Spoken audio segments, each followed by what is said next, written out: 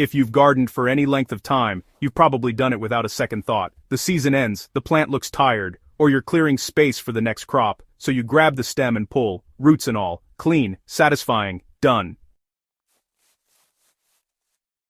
I used to do it too. But over time, as I paid closer attention to my soil, I realized something uncomfortable. Pulling plants out is quietly undoing much of the work we put into building healthy soil. It's not dramatic, it doesn't look destructive, but beneath the surface, it's a different story. So, what about diseased or pest-infected plants? This is a common concern, and honestly, it's a valid one. If a plant is severely diseased or infested with pests, you really don't want to spread the problem. In those cases, cutting at the soil line is still often better than pulling, as long as you remove the above-ground material and dispose of it properly. Most plant diseases live on leaves and stems, not deep in healthy soil. Now, if you're dealing with persistent soil-borne diseases, rotating crops, and improving soil biology is far more effective than repeatedly disturbing the soil by pulling everything out. Healthy soil is remarkably good at suppressing disease when its microbial community is intact. Weeds. Why pulling them often makes things worse. Weeds are where most gardeners pull instinctively, and where the damage adds up fastest. Many common weeds respond to pulling by coming back stronger. When you disturb the soil, you expose dormant weed seeds to light and oxygen, triggering germination. You also break up soil aggregates, creating perfect conditions for fast-growing opportunistic plants. Cutting weeds at or just below the soil surface starves them instead. Repeated cutting weakens their energy reserves without disturbing the soil. Over time, weed pressure actually decreases because you're no longer constantly resetting the soil.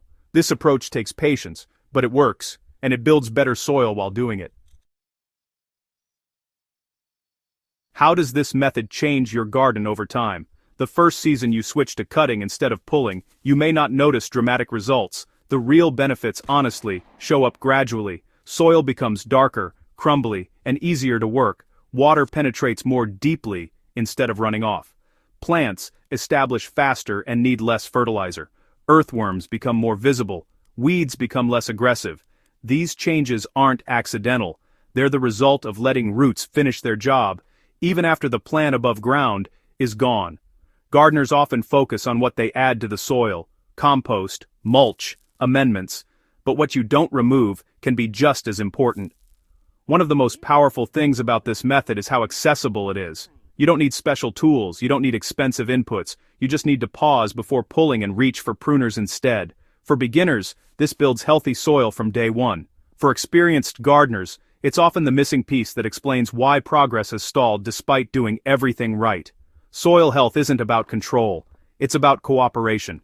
When we stop ripping plants out and start letting their roots return to the soil, we align ourselves with how nature has always worked. If there's one message I want you to take from this, it's this: your soil remembers how you treat it. Every pull, every disturbance, every exposed patch leaves a mark. But so does every root left behind to feed life below.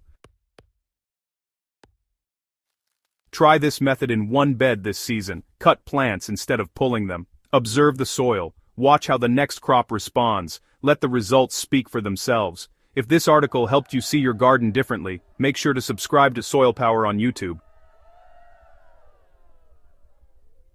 Share this stuff.